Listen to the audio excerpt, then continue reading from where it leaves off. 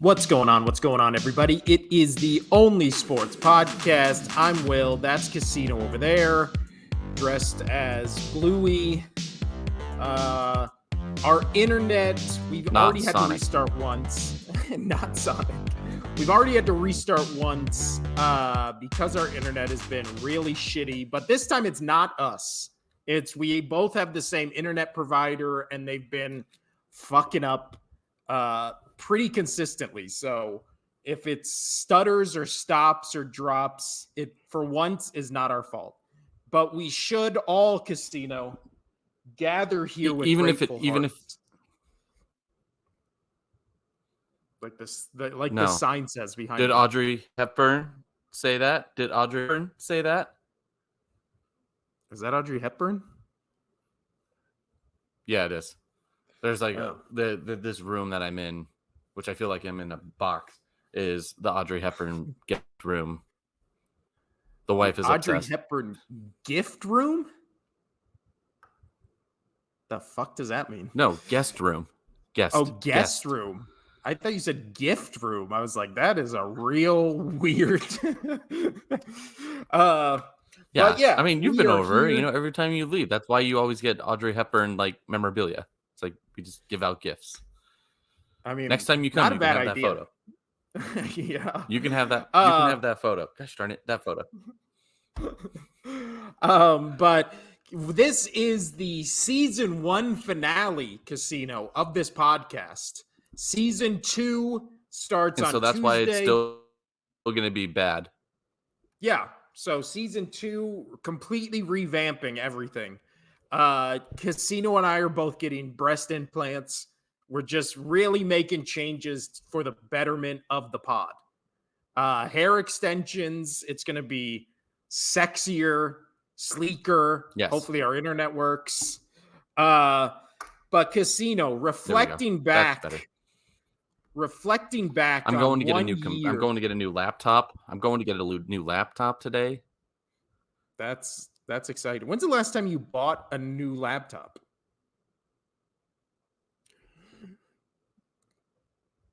High school? Yeah, which explains a lot about why our internet connection is always so shitty, because Casino is broadcasting this from the Apple One computer that, it started it off. It's a classic, but maybe shouldn't be used for podcasts in 2023. But that's why season 2 revamped. It's going to be amazing. But reflecting back, Casino, we started this podcast almost a year ago at this point. Our first one was September 8th. So we're about a month away from the 1-year anniversary of starting this podcast. Thoughts, feelings, if you want to cry on the podcast reflecting, this is your chance. We did as bad as I thought we would. The show is kind of as we got a lot of work to do, as I thought we would. I'd like to thank my parents. Yeah, that's pretty much it. That was beautiful. Brought a tear to my eye, but also starting next week. But yeah, we're going to get myself a new computer. We're going to revamp it. We're going to get myself a new computer and work on our internets a little bit. I'll have a new kid here in October, but the wife is aware. We're going to make it work. I'm going to be more professional. That means attire. I won't be wearing the same Lady and the Tramp sweatshirt anymore. Yeah. You'll be wearing a suit and tie on every episode. A suit and tie. A different suit and tie every episode. That's going to be great. Okay, no, it might be the same suit and tie every single time. But let's... So that would be a good reason to wear my wedding suit again. That would actually be real. You know what?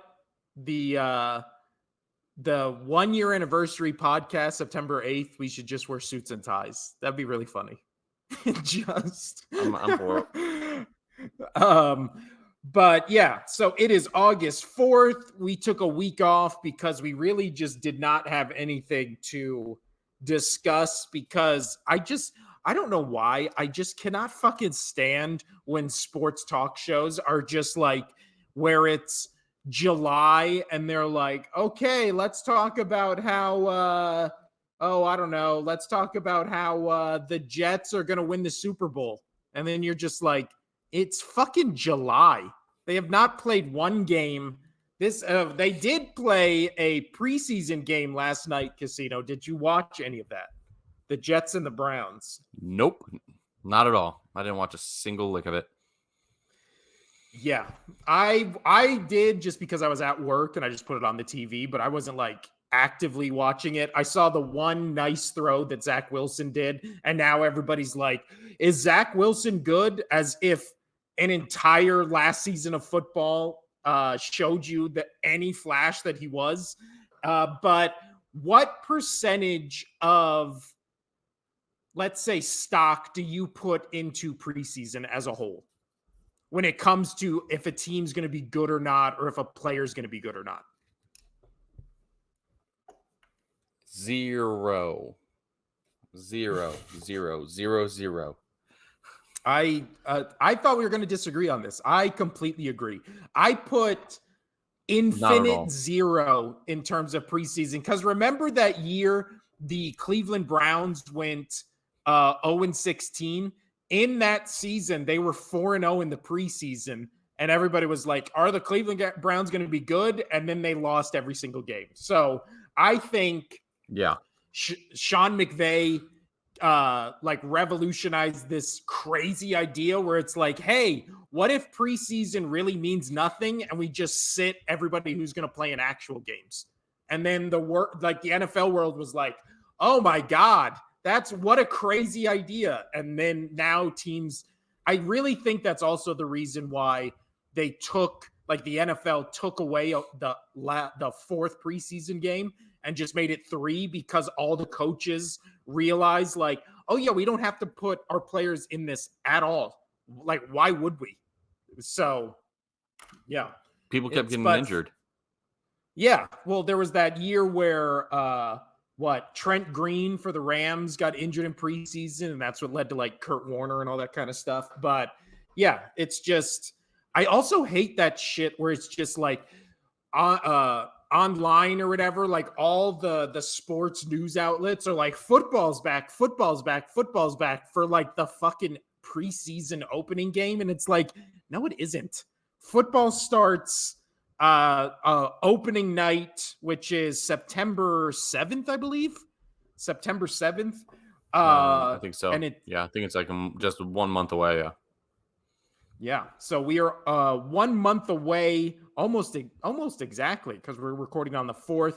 But we're going to be doing, for the next month or so, we're going to be doing an NFC and an AFC team. We're going to try recording on both Tuesdays and Fridays.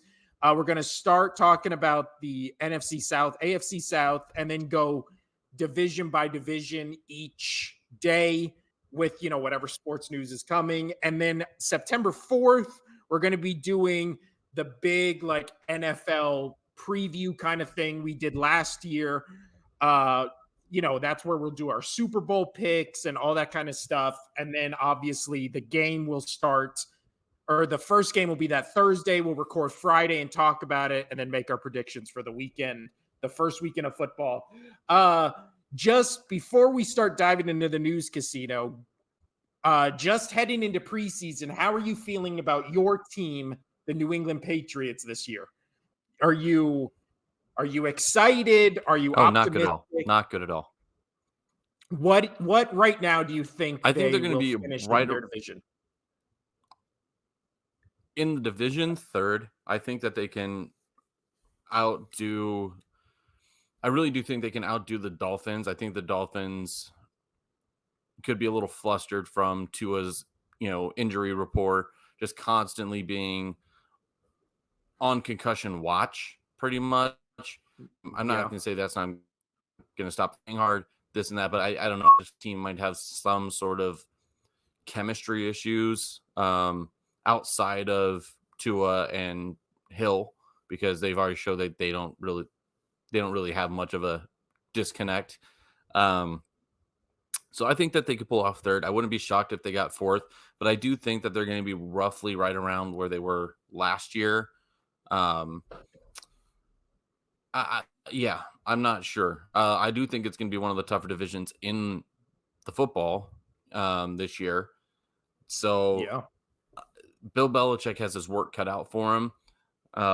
Apparently, getting Bill O'Brien in has definitely helped. Definitely helped. Oh my gosh, Mac Jones. Already And forgetting apparently his name. he's looking like he's apparently looking like he did 2 seasons ago, where he looked promising and everybody was kind of excited to see what he was going to do. Last year, I just don't think so. Bill O'Brien's got this figured out a little bit. I don't like their wide receiving core. Their running game is going to be pretty strong, which I have my fingers crossed, even though I know he's not. Patriots are not on his watch list, but fingers crossed of getting Jonathan Taylor. Because if we get Jonathan Taylor, I think that they might have the best running back duo in the NFL, with Taylor being one, and then Ramondre Stevenson being a 2, and then we got a couple guys after that too. So I know he's not on his short list. We'll talk about him in a bit, but that would be awesome if that just came out of nowhere. But yeah, That's how about for your interesting. Eagles? I'll tell you, for your Eagles, I think that they just walk back into the fine. I feel like they walk back in the Super Bowl. I do. I honestly, The only because you people know that are me. stand in their way, I don't. Go for it. Well, no, I'm saying you know me, and I've always been the very pessimistic Eagles fan. I always think they're going to do much worse than they always end up doing, just because I am always scared to like bet or root on my team, because then you get expectations up, and then I'm a psycho. So when they don't meet those expectations, or when they fall below what I thought they would, I get super depressed from it. But at the moment, we are going to, a couple shows from now, we're going to talk about the win totals over and under. The Eagles right now are tied with the Chiefs and the Bengals for the most over under predictions, or in terms of like highest, where they're at 11.5.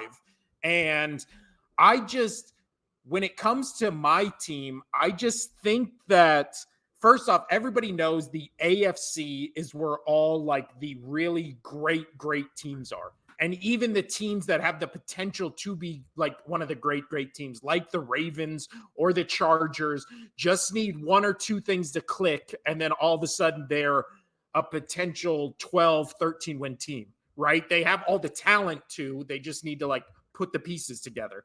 So obviously in the AFC, it's like Chiefs right now. I would say Chiefs, Bengals, Bills, right, are the like 3 cream of the crop teams. That's a good order of the AFC. Yeah.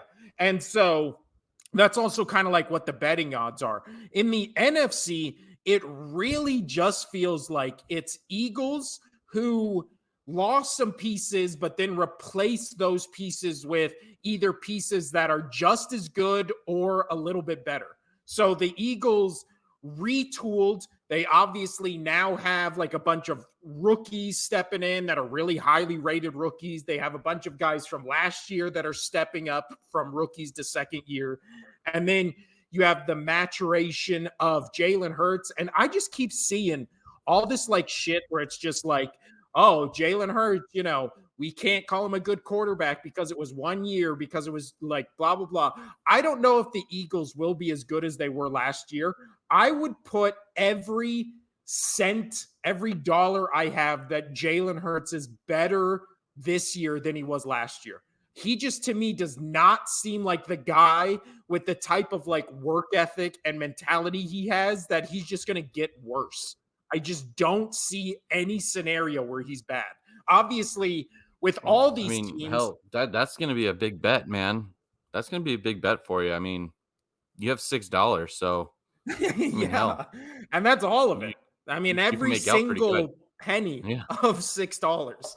But No, I Right. just I'm sure think you could probably get $1 maybe for that wonderful gathering graceful heart thing he's behind you. I'm Maybe a pretty dollar. sure that was probably like $7 at I can't think of that craft stores. I don't know, Michael's or whatever. Who cares? But Home what I'm saying is goods. if we if we just put every NFL team and we just say no catastrophic injuries, right? Like obviously we'll talk about what happened with Burrow and the Bengals in a little bit, but those are things you can't predict. So we take catastrophic or fluke injury out of the mix. And then when it comes to the NFC, it's Eagles and 49ers, right? Who else is even in that like atmosphere? I mean, you can say Dallas. obviously that was the team I was going to say. People want to say the Cowboys, but their offseason now has been very, and I'm not even saying this as a Cowboys hater because I am. I'm not going to pretend like I'm not, but I at least can be objective about them. They haven't felt like they've gotten better. And now they're having like weird off-season training camp shit, which we'll talk about. They're having the Zach Martin holdout. They lost Zeke Elliott. Now Tony Pollard's kind of doing that weird, like, why aren't you giving me a contract? It feels like they're the NFC equivalent of like what's happening in Buffalo, where everything you hear coming out of Buffalo, like training camp, is just like not good. And there's just like a bunch of weird air around it. It's also kind of that thing where it's like shit or get off the pot. Like this is kind of, where you need to, your Super Bowl window was wide open. And now each year it's getting smaller and smaller. So in terms of NFC Casino, and obviously Right. we'll talk about this when we get to previewing the divisions and talking about win totals and shit like that. Outside of the Eagles or 49ers, would you bet any of your $6 on any other team in the NFC making the Super Bowl? No. Okay, so maybe the Vikings just because they're consistent. Maybe. Yeah. Yeah. I really think it's Eagles, 49ers. Cowboys are probably the third. And then after I that, I agree really with feel you. like it falls off a cliff. I really think it does. But in the AFC, I mean, you can pick what? Let's see. We can talk Chiefs, obviously, Bengals, Bills. We talked about those. But then there's Ravens, Jaguars, Jets, obviously, because of the Aaron Rodgers stuff. We'll talk about them in a minute. Chargers. Then you have like Broncos, Steelers, Dolphins, like all these teams that maybe could take the step up. Like it just feels like they're much, much deeper. And in the AFC, where you'd be like struggling to think of 7 teams, like where you can move them and how they would get in the playoffs. In the NFC, it's like you have 3 playoff teams, 4, if I agree with you, you want to count the Vikings. And then the last 3, you'd be like, fuck if I know. Like it's just guessing at that point. Like, I mean, everybody thinks the Lions are going to be great this season, but would you be shocked if opening night against the Chiefs, like the score ends up being like 35-13? And you're just like, that's the Chiefs. Like, I wouldn't be shocked by that. Whew. Yeah, nor I. All right, let's talk about, we just mentioned it now. Let's talk about Joe Burrow Casino. He was injured well, the weird thing was it appeared that he was already having issues with the ankle even during training camp, like before he was out there running the drills. And then all of a sudden he got a right calf strain after the reports that he was limping prior to the injury. He was carted off the field, and it looks like he will be out for minimum a month. The report is several weeks, and if he starts the season or not is, I guess, the goal, but it is up in the air. So thoughts on I mean, from this does to from the what I read also Bengals? though, Oh, go ahead. Yeah. So from what have been reading up on is he's got a sleeve over it. He's showing no limp, which is good. This is the opposite leg of where he had his knee injury. So that's good at least. So it's nothing that can. Where I'm getting at is typically if you have a leg injury on one side, and you will get more leg injuries, even if it's that same spot or others, because everything else is trying to compensate for it. At least it's not on the side that he had his knee surgery on for his MCL, but because that was the left. But he does have a sleeve on it from what I've been reading up on. He's showing no limp. He is still obviously limited to everything. They're just hopeful he get back. I don't think again, we don't need our star players playing in preseason games. I think he's going to be just fine.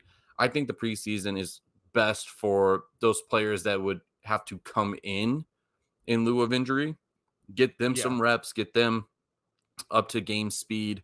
So I think he's going to be all right. Obviously, we think that. I mean, it's no surprise. It's going to be no surprise. We think Cincinnati can be the team that can rival the Chiefs. So I'm hoping that he comes back strong. So I wouldn't be too worried about it right now. I think it's precaution. Yes, it was a non-contact injury, but as you said, he has some ankle issues that he probably shouldn't have been practicing anyway. So that's kind of where my take is on it. Hopefully everything's good. We need him to start the season so they can down the Chiefs. Yeah. I think I am reaching that point of now, obviously you're a Patriots fan, so you didn't feel this, but I think that football fans felt that like Patriots fatigue when it was just like pencil the Patriots into basically the AFC Championship every year. And now the Chiefs have been there 5 straight years. It was amazing. They've won 2 of the Super Bowls. Obviously, they lost one time to the Bucks. They lost to the Bengals. I can't remember the other team they lost to, but I think that was like the first year they got there, whatever. But I think I am hitting Chiefs fatigue. You and I both, I feel like if our teams, like obviously we're out of playoff contention and the Bengals were in it, I feel like both you and I would be rooting for the Bengals because we like Joe Burrow, Jamar Chase, like that whole team so much, right? Like they would be your team to win a Super Bowl if your team was out of it. Yes. Yeah. So I do think that this maybe makes them, obviously it's scary because Joe Burrow, as much as we like him, he has had an injury history, especially since being in the NFL where he missed the entire first year of playing, or it was his rookie year where he missed after tearing his ACL and then he came back, led him to a Super Bowl, all that kind of stuff. Last year, obviously they were playing in Arrowhead. There was the bullshit call that, of course, benefited the Chiefs. We've already talked about how they get the benefit of the doubt when it comes to every fucking questionable call. But I really do think at this moment, and obviously we're not picking our Super Bowl favorites in the AFC and NFC till a month from now, but I just don't know how, especially with this Joe Burrow injury, because nothing's broken. He didn't tear anything, but it is a sprain. And the reports you keep hearing about this is it'll be something where if he rushes back from it early, it could just bother him the entire season. Now, that might not be that big of an issue for Burrow because he's like one of the last kind of like pocket passing quarterbacks, right? He doesn't do like the scrambling or really even moving around in the pocket. So that might not affect him as much as somebody like a Lamar or a Jalen Hurts, where running is such a big part of their offense. But I'm not going to lie, if I saw that and I was like, fuck, the Chiefs are just going to the fucking Super Bowl again. I mean, if you had to take Chiefs or the field, about that. Yeah, Chiefs or the field, I mean, I would take Chiefs. How about you? I'd take Chiefs right now. We haven't done our picks. We'll get into this here when we get to one of our next topics. Bengals are my current AFC team to take down the Chiefs, but if a certain something happens, I have a different team that I think could take them down. So we'll leave that up for in a minute. We'll get to it. But let's move on to another AFC, at least contender at the moment, but I am still very cautious when it comes to being as bullish on this team as everybody else appears to be. The Jets last night, we are obviously recording this on Friday. They played last night, the first preseason game against the Browns, but we are talking about the Jets and Broncos because Sean Payton basically came out and said Nathaniel Hackett last year did the worst coaching job he's ever seen. He stuck up for Russell Wilson, said it was all basically Hackett's fault. Hackett came out and was like, you broke the coach's code. Aaron Rodgers then came out because Nathaniel Hackett obviously now is with the Jets. Aaron Rodgers is with the Jets. He basically said, keep my coach's name out of your fucking mouth. He did the Will Smith Oscars thing. Didn't slap anybody, though. Or at least we don't know. We don't know now. We know he didn't slap Sean Payton. But that was, yeah. But the Broncos and the Jets play, I believe, in I think it's like week 4 or 5. So that adds a little fuel to that fire in that game. But Casino, what are your thoughts on this entire thing? Sean Payton taking the shots, hit what he said about worst coaching job he's ever seen, like all of that. Yeah, so they do play in week 5, and currently that Sunday night primetime game is a good one. It should be a good one. It's Niners-Cowboys. However, there's already talk now that this might be flexed into the position just because of Sean Payton going against Hackett. What? I like that because I like what Sean Payton's doing, because if it really was, say it was or wasn't Hackett, what you're doing right now is, you went in, you became the bad guy with Russell Wilson. You're like, hey, we don't want your guys in this team facility. This is going to be my team. I'm running it. You don't get to have your say. You don't get to have your say. I'm Sean Payton. This is how we're going to do it. Which that was already, oh man, he's coming in strong. But then I feel like this is going to soften the blow a little bit, where he's like, okay, I'm not going to throw it all on us because this was a really bad coaching job. And now he's throwing the majority of the blame on the coach. I think he's trying to do a little saving grace with the team and with Russell Wilson. And I think that's a smart strategic move as a coach, being like, okay, I know I pissed you off, but you know what? I don't think it was fully you. We can try to work something out, you and I. I know that's a weird little take on it, but that's kind of how I feel about it, is he's trying to now mend and be like the big brother to Russell Wilson and be like, hey, I'm your friend. Even though I told you this, you can't do this, but now I'm going to blame him and not you. So I like that he's taking the shot, in a sense of, I think he's trying to reconnect with his team and his quarterback. And when he came in hot and basically kicked everybody out. So I'm okay with that. If there wasn't that issue, him calling out Hackett in the way he did is kind of fucked up, but I'm all for it, because you know what? That really was a bad coaching job. And also just the organization paid way too much for Russell Wilson in the first place. So you got to throw some shots there, but he's not going to, because now he's employed by that organization. Because of the money, it's really funny how Aaron Rodgers.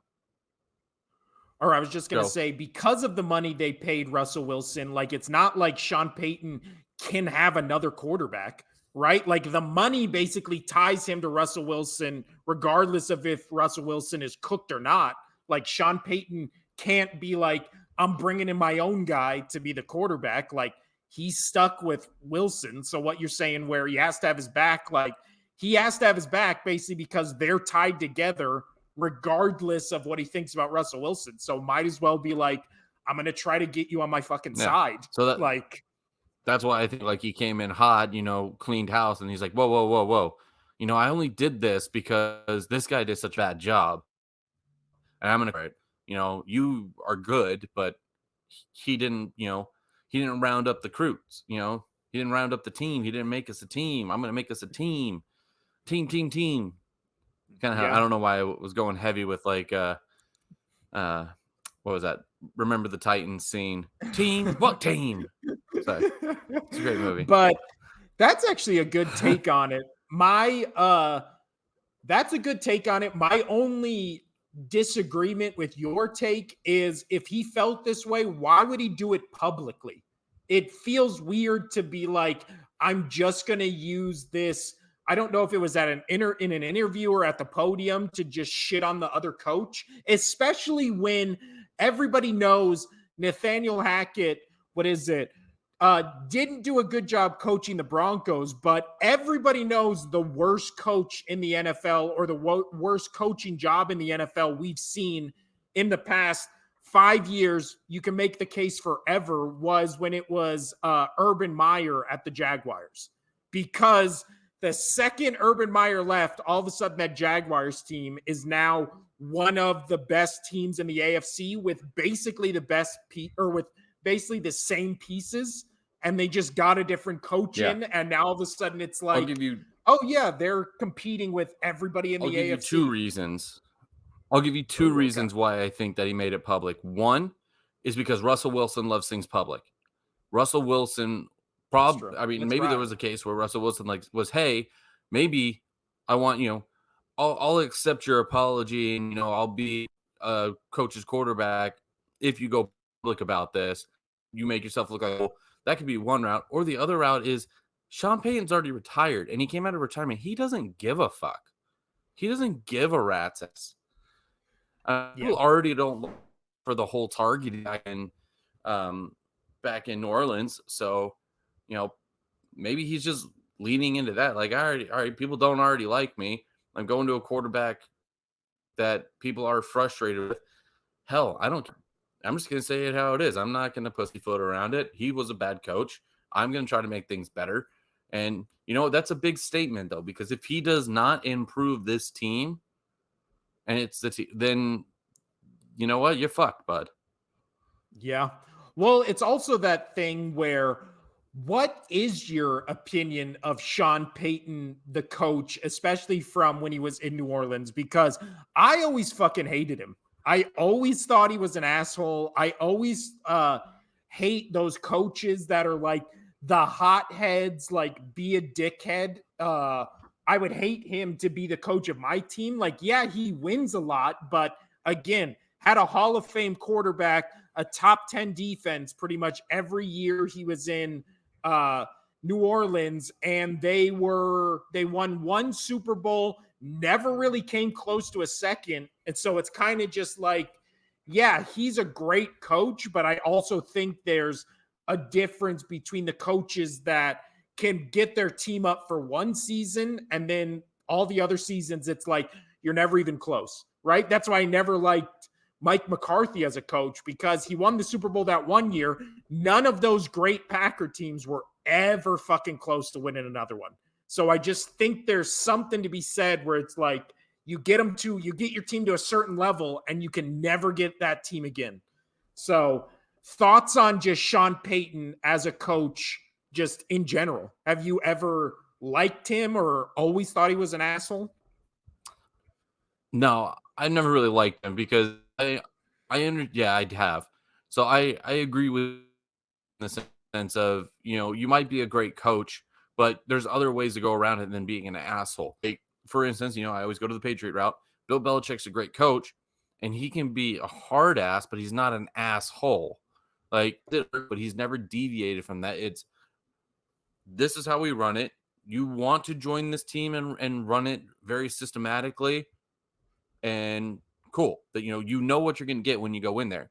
But Sean Payton always felt like a loose cannon, and I didn't like that. And then obviously when the targeting thing came out, I was like, well, I'm done with that. That guy, I didn't like the targeting thing, but he's always seemed just like a a hothead that just couldn't keep his control for things. So Yeah. And I'm not even that's saying my he's thought on not. him. I don't think either of us are saying he's even a bad coach. Like, he's a good coach. I just don't think I wouldn't just want him to be the coach of my team, is basically what I'm saying. Like, I don't like, same reason why there's certain players where you're like, I fucking hate that guy, but I could deal with him on my team. And then there's certain players where it's like, I fucking hate that player and I would never want them on my team. Like when Ndamukong Suh signed with the Eagles, I was like, I've always been annoyed by this guy. And now on the Eagles, he still annoys the shit out of me. But it's just like, you kind of have to like deal with it, I guess. But yeah, I don't know. Let's move. Let's move on. That's always a player that I never really cared for as Yeah, well. just like Ndamukong Suh. I mean, dirty. he always went after Brady and always went after Brady in the worst ways, like trying to hurt the dude. He's openly has talked about like, no, I try to get to him. He doesn't say I want to like hurt him, but like he's like, no, he's my like number one target for years. And I was like, oof. Yeah. But anyway, And then the nice. thing, Well the done. thing Good that job. always annoyed me about Sue was he was obviously a dirty player. He was like doing it all the time, but then he would do that. Like, even after he would get fined for it, he would still play dumb and just be like, what are you guys talking about? And that's what made me fucking hate him. It's just like, if you're going to be the asshole that is a dirty player and you're getting fined for it anyways, why are you just not owning up to it? Why are you trying to play like the dumb guy routine of being like, what are you talking about? I'm just out here playing football. You're just like, really? Like, that's your defense of it's just, that's what fucking annoyed me.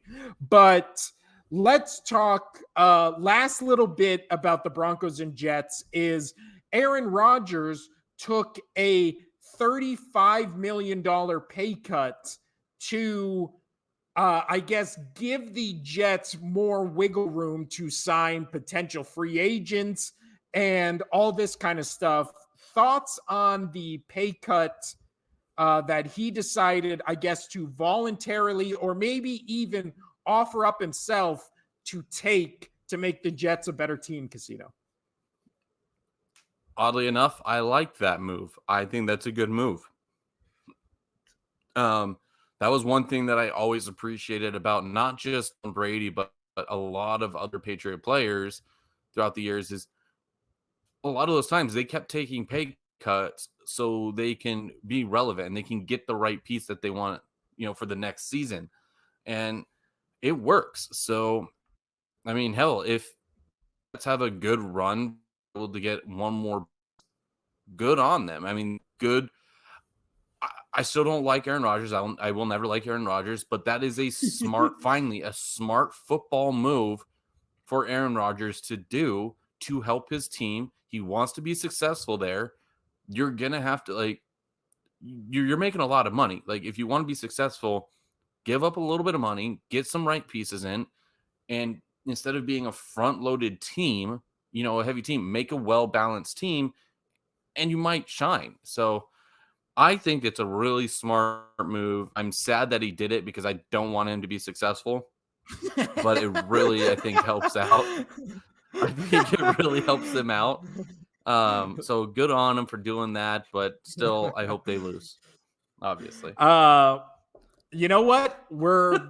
We are agreeing too much on this episode because I agree with literally everything you said, and I, much like you, am an Aaron Rodgers hater. But when I saw this move, I was like, "That's a fucking good move."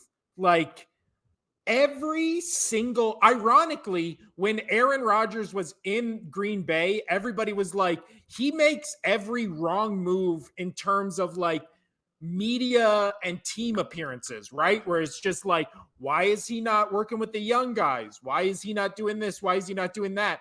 And then he goes to the Jets, and it's like all he's done since he got to the Jets is do every single thing right. Like, he's getting his friends like signed. He's getting all these guys their money. He's like giving the Jets now money for them to get better. He's like going to all the events with teammates and practices and OTAs, and he's chatting up. Really hated being in Green Bay. Like, he hated Green Bay. Yeah. I mean,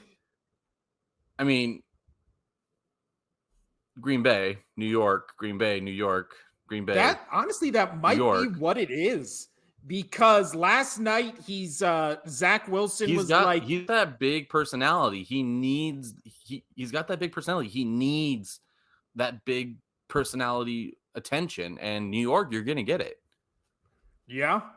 And even last night, their first preseason game, the one good play that Zach Wilson made, even after the game, he was like, oh, yeah, that was all Aaron Rodgers. Like, he set up that play, told me, like, where to go, like, all this kind of stuff. So it's like his teammates, the one thing you have to say about Aaron Rodgers is pretty much every teammate he's ever had talks about the guy like he's the best. Right? Like I've never heard a player, maybe Greg Jennings, but I think that might have more to do with him being like a talking head on ESPN or Fox Sports, I think.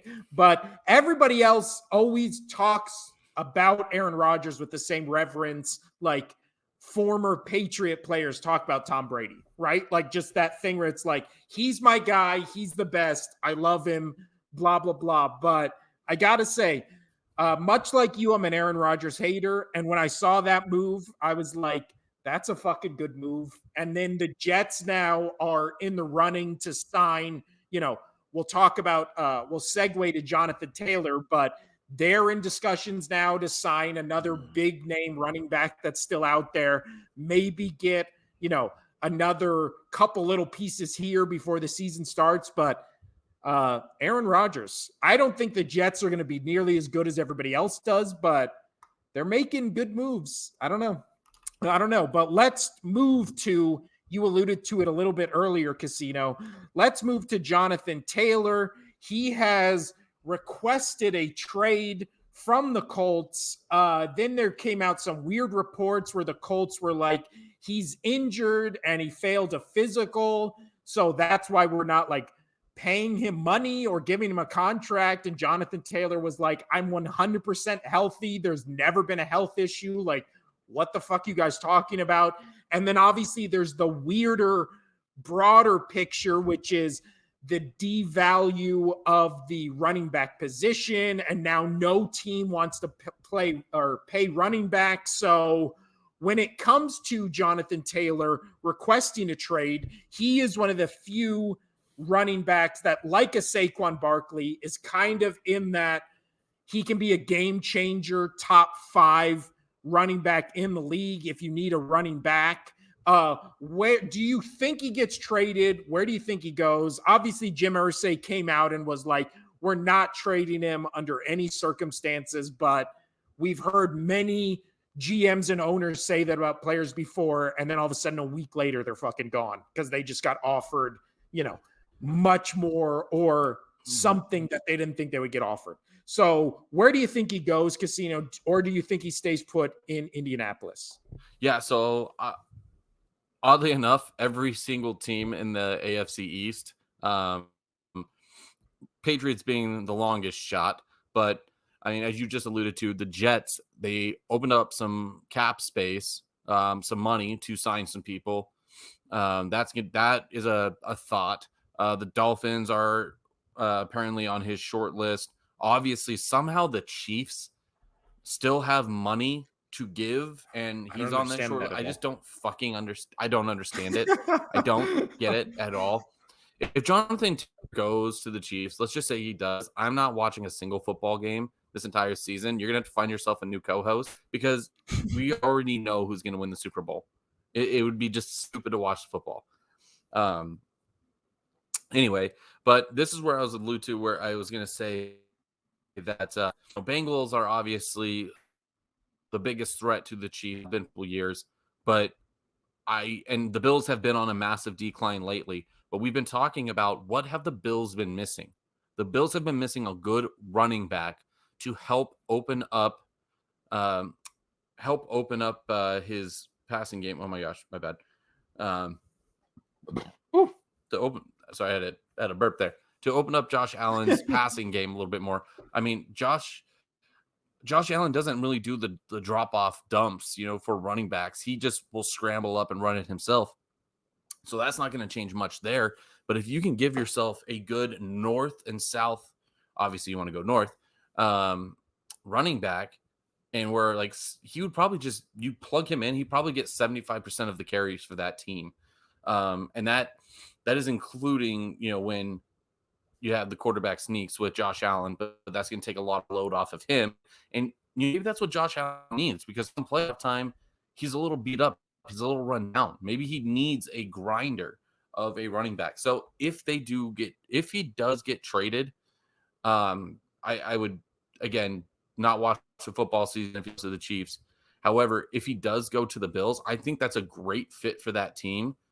Yeah, if he goes to the Bills, I think that's a great fit for that team. And I really do think that the Bills could be jump the Bengals as contenders if they give themselves a good running back, and you get Josh Allen and Stephon Diggs on the same page, which they said that they are on the same page and they're going to work things out, et cetera, et cetera. If they get that worked out, or that, as they said, and you throw in Taylor as the running back, that's a scary team. That's a very scary team. Yeah. Also, the craziest thing with that about defense the whole, already being pretty stout. Yeah. Well, the craziest thing about the whole Jonathan Taylor situation is he is already, I think it's debatable, but barely a top 5 running back in the league. He's only 24 years old. And, they say the wheels fall off a running back when, they hit 30. So if you are able to trade for a running back like Jonathan Taylor right now, you've got, obviously potentially barring injury and all that kind of stuff, you've got a top 5 running back in the league for minimum the next 5-6 seasons. Like, I don't know if you are a contending team, like you just said, literally like the Bills or the Chiefs, where do the Chiefs really need it? No, but the Bills, like you said, it does really feel like a team where it's just like, if they literally just got a rushing attack that was top half of the league, like 15th in the league or whatever, they feel like they'd be a much deadlier team to deal with in the playoffs. And then it also might take some pressure off Josh Allen. So maybe he's not doing as many turnovers as he usually does. It might make Stephon Diggs get the ball more, because now with the Bills, you have to worry about the run game. So I completely agree with you. The Bills seem like the most obvious spot where it'd be like they've needed a running game for basically this entire iteration of the Bills, and they just can't find it. So why wouldn't you try to take a page out of the Rams playbook, where it's like, instead of trying to find guys in the draft or sign free agents, why are you not just in the win now mentality, where you're just why are you not in the win now mentality of, we're going to trade away all our picks that mean nothing to do why are we not going to do the trade away, all of our draft capital to get pieces we need right now for this window that's rapidly closing? So, yeah, I think Bills, but I really just think he stays with the Colts because nobody values running backs anymore. So they probably are just going to keep him, and this won't be a story in a month. Okay, Casino, let's talk about our last 2 topics here. That is, the first one's going to be a quick one. It is that Alvin Kamara has been suspended 3 games for that. I believe it was a nightclub fight or something like that incident in our own hometown of Las Vegas. How big of a deal do you think that is for the Saints this season is there a more wide open division in sports than, what is it, the NFC South? Yeah, that's going to be bad to watch, truly. There's not going to be much going on in that division.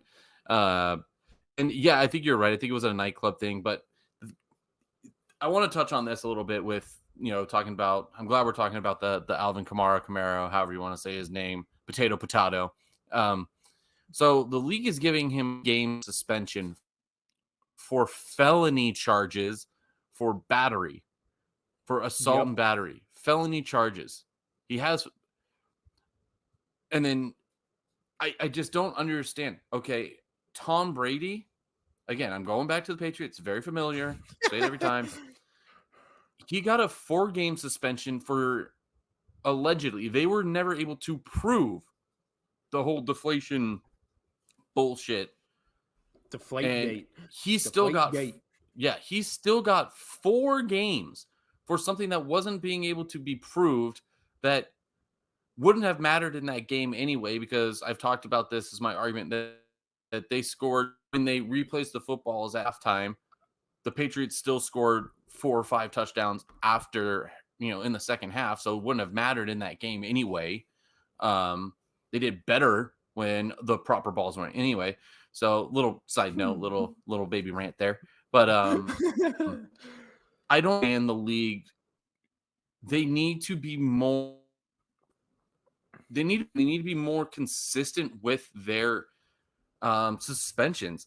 I don't understand how somebody can have felony charges and only get 3 games, than with being Brady or whoever, something that was not proved and isn't a physical harm or felony. It may be against the rules in the NFL, but it's not a countrywide felony, getting off easier than that. Like, I don't fucking stand it at all. I just don't get your take on it. I'm very furious about. I'm really furious about this situation. It's a hot topic for me. I think the guy should be suspended the entire season, personally. Yeah, I think I do agree with you, where it just becomes like this weird. Stop agreeing with me. I know this is a very agreeable episode, but usually you say dumb shit. This episode you haven't. It's just been all good shit. But no, I just think there is. Thanks. It seems weird to be like, these are what you can expect if you're involved in an assault, if you're involved in a battery case, if you're involved in, God forbid, like a rape or murder case, or like all these like really, heavy off the field issues. But it also is just like, this shit just keeps happening because obviously there are 32 teams. There's 56 players on each team, including coaches. And every year there's a couple, maybe 100 new guys on all the teams. So it's like, there's never going to be a time where you have this many people under one umbrella and all of them are just going to be upstanding citizens, right? It's impossible. There's 0% chance of something like this. And that 0% chance. Fine, that's the thing. Continue. I know where you're leading with this.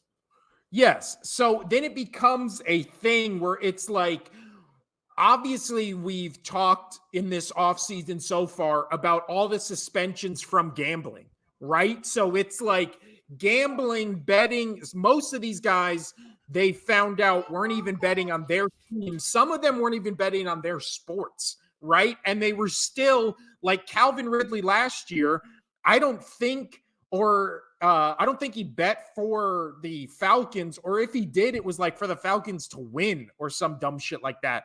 And he was suspended an entire year for a wide receiver who, I mean, could he affect the outcome of games by his play? Like, possibly, but it's not like, a quarterback or a coach or some type of coordinator basically betting on his team to win or lose, where he can actively affect the game on a larger scale. But those are the suspensions where it's like, these guys are banned from the league for life because they're no-name guys who are obviously not stars in the league. The guys who are stars in the league, you get suspended for a year. Obviously, we've had the discussion where, like, what if it was Mahomes or Burrow or some big name player who's like a quarterback doing the betting thing? I'm pretty sure they wouldn't be suspended for a year and the punishment would be different. So it's like the NFL, yeah, the NFL really needs to come out with and obviously we know why they have it, because the punishments are different based on your tier in the NFL. But the NFL needs to come out and be like, guess what? You get arrested, you're automatically suspended 4 games. Doesn't matter what you get arrested for. You're involved in an assault or battery case, that's a year. You punch your wife in an elevator like Ray Rice, you're gone from the NFL. Like, it's just this thing where it's just like all these moral clauses where if you're at a normal job and you get arrested over the weekend and you can't call into your work, and then you tell your work, oh, I was arrested, that's why I missed 3 shifts, they'd be like, you're fucking gone. Like, you're out of here. Like, that's like morality clauses. And obviously we talk about corporations, like morality doesn't come into play for them, only for their employees. But this just seems like one of those things where he got suspended 3 games for a nightclub fight, and then it's just like, what is the precedent for 3 games? Like, why 3 games? How did they come to this agreement? And it's just like, yeah, then you talk about the Brady stuff, and it's like a thing that can't even be proved. He got suspended for 4 games, wasn't it? He got suspended for yeah. So it's just, I don't understand anything. It was a misdemeanor charge of breach of peace. He did avoid felony battery charges. Well, because he took a plea. He took a plea.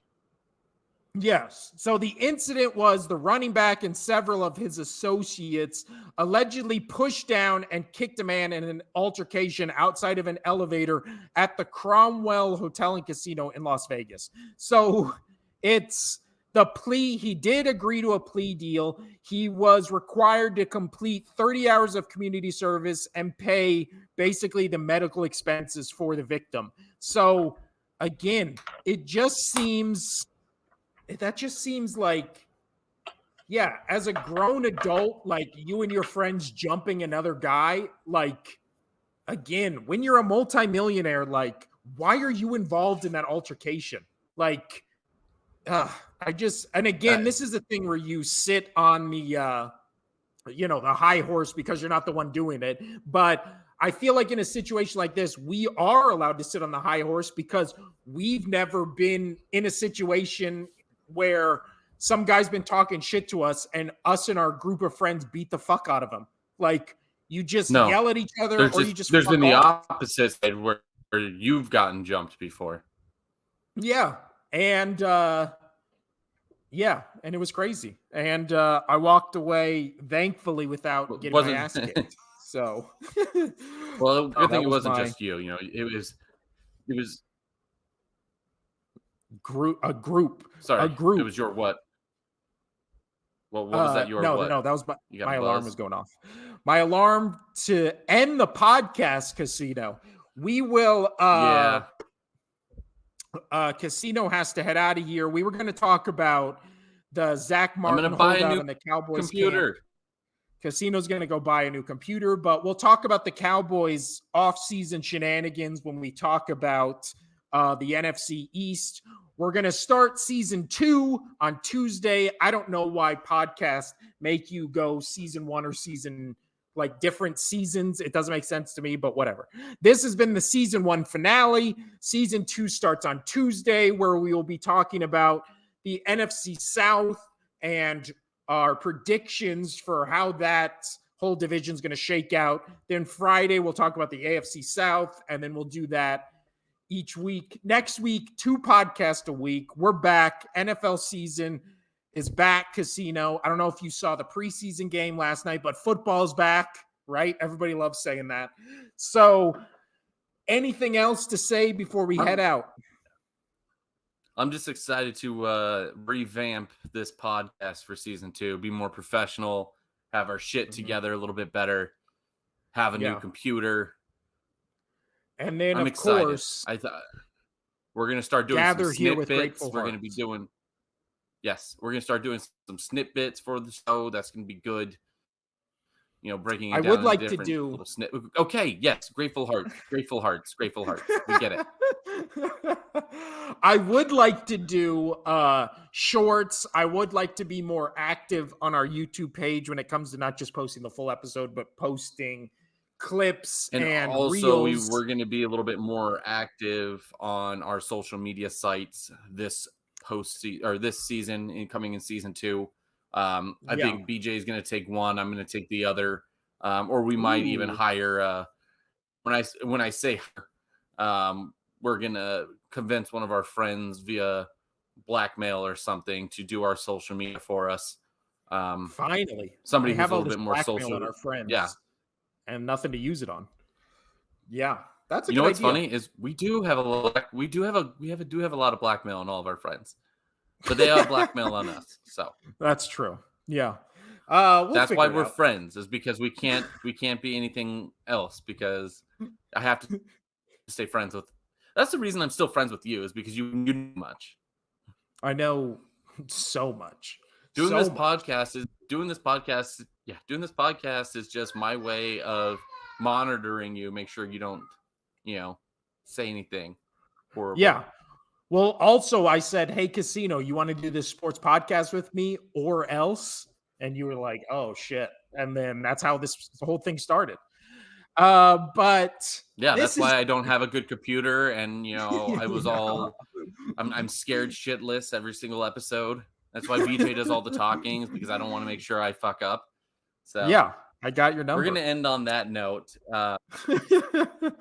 Yeah, this is gonna be a very different season 2. This has been the Only Sports Podcast, season 1 finale. I'm Will. That's Casino over there. We will be back on Tuesday. Better than ever before. We'll start diving into NFL, and if any other sports news happens, we'll talk about that. Yeah, this has been the Only Sports Podcast. Adios. Bye.